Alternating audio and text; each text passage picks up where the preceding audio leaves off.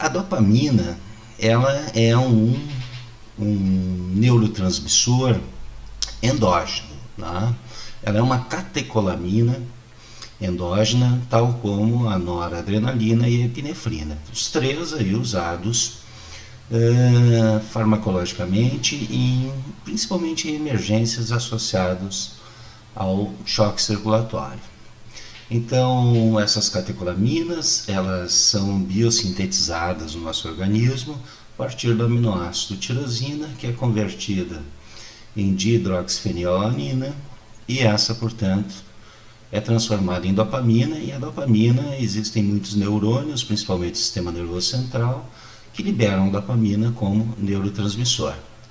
Seguindo o metabolismo, a síntese dessas catecolaminas, em alguns neurônios, como por exemplo do sistema nervoso simpático, a dopamina ela é convertida em noradrenalina, que é um neurotransmissor central, bem como o principal neurotransmissor do sistema nervoso simpático, em nível periférico. E na suprarrenal, particularmente, a noradrenalina é convertida então em adrenalina, um hormônio então que produz ações simpatomiméticas, estimulando os mesmos receptores então da noradrenalina. É interessante falar que a dopamina apresenta seus próprios receptores, que vão de D1 a D5, mas também ela é capaz, quando administrada farmacologicamente, de estimular receptores da adrenalina, tanto receptores alfa quanto beta-adrenérgicos.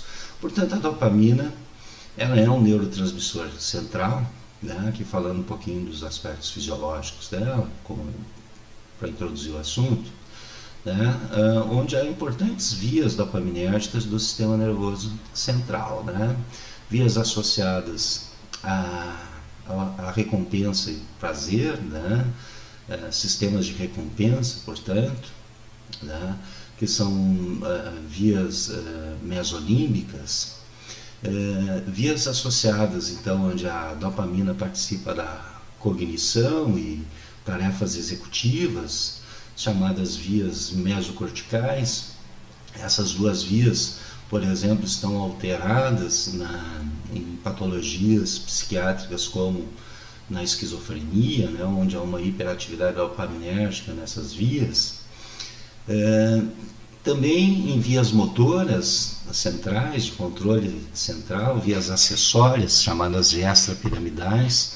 A dopamina é importante no controle inibitório de movimentos voluntários. Aqui a principal via associada é a que sai da substância nigra, e se estende até o núcleo estriado, um dos gânglios ou núcleos da base encefálica. Aqui, reduções da produção e secreção de dopamina estão associadas, portanto, à doença de Parkinson, por exemplo. E também a dopamina ela é um controlador da liberação de prolactina na adenohipófise, sendo liberada pelo hipotálamo, e então ela exerce um efeito inibitório sobre a liberação de prolactina. O bloqueio de receptores nessa área, por exemplo, associado com o uso de medicamentos antipsicóticos, que são antagonistas dopaminérgicos, podem, portanto, aumentar os níveis de prolactina, levando então a alguns efeitos adversos associados, como a ginecomastia. Em nível periférico, nós também temos neurônios dopaminérgicos. Algumas terminações simpáticas, por exemplo, liberam dopamina e regulam o fluxo renal e mesentérico, produzindo então vasodilatação nessas regiões e favorecendo, por exemplo, a filtração glomerular e a formação de urina. Também são capazes, ou a dopamina é capaz, de inibir a secreção do hormônio aldosterona, que está relacionado à retenção de sódio. Essa inibição está associada ao efeito estimulatório da aldosterona, da angiotensina sobre a liberação de aldosterona, então tem uma modulação negativa nesse efeito da angiotensina sobre a aldosterona suprarrenal, diminuindo os níveis de aldosterona. Isso, de certa forma, pode ser útil, né? No tratamento de insuficiência renal, onde há retenção hidrossalina, uma vez que a aldosterona ela tem como efeito reter sódio e a sua diminuição favorecerá a eliminação de cloreto de sódio. Então aqui os aspectos fisiológicos da dopamina.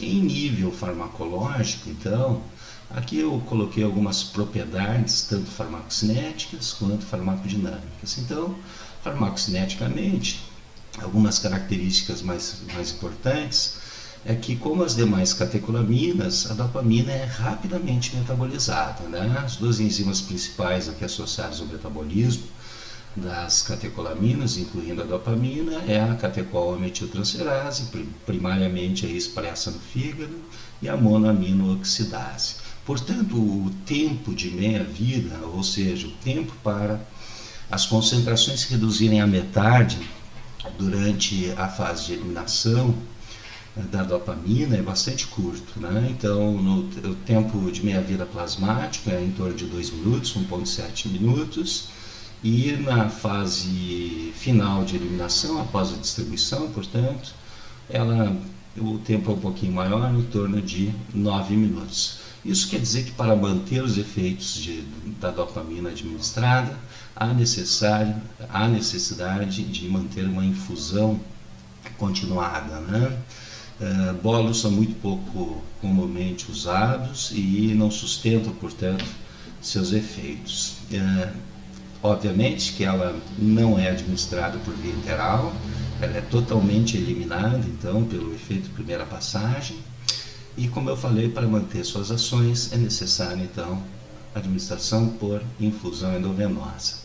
Ela apresenta uma baixa distribuição ou quase nula distribuição para o sistema nervoso central, então a dopamina é administrada perifericamente para alterações hemodinâmicas cardiovasculares, né? Ela não tem ações centrais em função da sua distribuição praticamente nula através da barreira hematocefálica. Também é interessante falar que, como eu mostrei na lâmina anterior, a dopamina é precursora da noradrenalina, então em torno de 25% da dopamina administrada vai se converter em noradrenalina e vai manter suas ações através desse produto, então, que é uma outra catecolamina que tem ações, então, também simpatomiméticas, que é a noradrenalina, apesar dela também ter um baixíssimo tempo de meia-vida.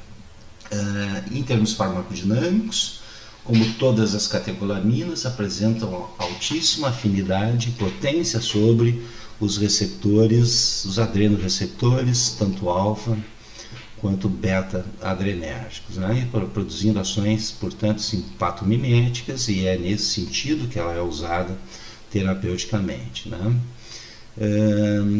Portanto, ela atua perifericamente como um agonista não seletivo de receptores tanto alfa quanto beta, mas aqui tem uma propriedade muito interessante, que dependendo da dose ela terá maior ações sobre receptores beta, tendo maior efeitos cardíacos, portanto, ou em doses maiores ela passa a ter ações também alfa-adrenérgicas, apresentando efeitos vasopressores, vasoconstritores. Então ela é eficaz no tratamento de choques circulatórios, como agente inotrópico positivo sobre o coração, aumentando, portanto, a contratividade cardíaca, a ejeção sistólica e o débito cardíaco. Em doses maiores, ela apresenta, então, ações alfa-adrenérgicas, alfa-1, produzindo, então, vasoconstrição periférica, o que auxilia, então, na elevação da pressão arterial sistêmica. É interessante falar também que infusões de doses baixas, e aqui a gente considera menores que 5 microgramas por quilo, de peso do paciente por minuto, apresentam ações sobre receptores dopaminérgicos periféricos, e aqui particularmente vale a atenção, né, nos receptores dopaminérgicos D2, né, na vasculatura renal, né? Portanto, em doses baixas apresentam poucas ações alfa e beta adrenérgicos e predominantemente ações dopaminérgicas na vasculatura localizada no rim, o que leva a um aumento da taxa de filtração glomerular, beneficiando, portanto, o fluxo sanguíneo renal em função do seu efeito vasodilatador localizado, né? Isso aumenta a pressão de perfusão renal, melhorando, portanto, a formação de urina. Aqui, por fim, a ação sobre receptores dopaminérgicos vasculares é exatamente, então, em função aqui da sua preferência de ação em doses baixas, em relação à estimulação dos receptores da adrenalina. Portanto, a dopamina, né, em doses, como ratificando o que foi falado, em doses baixas, né, que a gente considera menores que 5 microgramas por quilo por minuto, o efeito dopaminérgico periférico é predominante em relação do efeito sobre os receptores da adrenalina, né? E isso leva a um aumento do fluxo renal e da diurese. Porém, há um efeito residual, né? Aumentando, portanto, o débito cardíaco através do aumento da força de contração, isso em função da ação beta-adrenérgica, e também há um pequeno efeito sobre a pressão arterial. Portanto, doses baixas, elas são úteis aí no tratamento de alguns tipos de insuficiência renal de diferentes etiologias, portanto. Já em doses maiores, de 5 a 15 microgramas por quilo por minuto, estamos falando de infusão, portanto, e aqui são as doses mais usadas, né? No caso de choques circulatórios, poderíamos até estender até 20 microgramas, né? Então, o efeito predominante passa a ser o efeito beta-adrenérgico, o efeito cardíaco, beta-1-adrenérgico. Isso fará com que haja um evidente aumento do débito cardíaco em função do aumento da contratibilidade do miocárdio. Há uma tendência de aumento da pressão arterial, principalmente em função do aumento do débito cardíaco, né? E ainda se preserva um pouco das ações vasculares renais, mantendo, portanto, a diurese aumentada. Essas doses são preferencialmente, então, usadas no tratamento de choques circulatórios de diferentes origens, né? Como o choque cardiogênico, pós-infarto, choque hemorrágico e outros choques periféricos, como choque séptico e até choque anafilático em mais raros casos.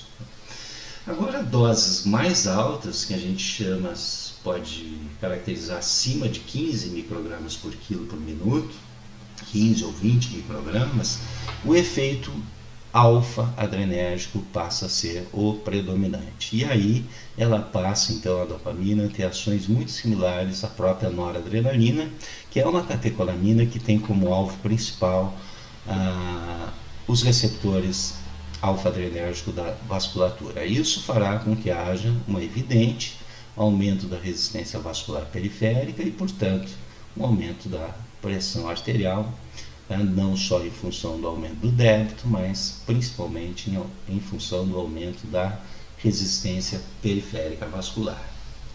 Inclusive o débito, né, pode haver uma redução, né, em função aqui de resposta baroreflexa. Essa resposta baroreflexa se dá em função do aumento da resistência vascular.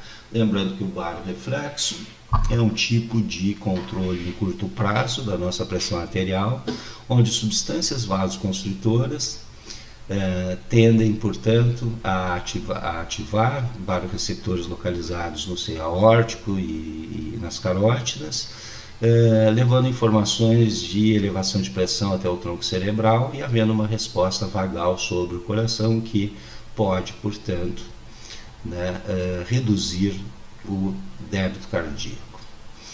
E a questão então do fluxo renal e diurese é bastante diminuída em altas doses, onde o efeito alfa-adrenérgico é predominante, portanto essa dilatação vascular do rim ela se perde em função dessa ação vasoconstritora predominante. Aqui nesse caso então são situações de eventual insuficiência mais graves, né, de insuficiência circulatória, né, onde as doses mais baixas não conseguiram fazer o controle hemodinâmico satisfatório, então se pode, com um monitoramento muito cuidadoso, aumentar as doses em função então dessas situações mais graves de alterações hemodinâmicas.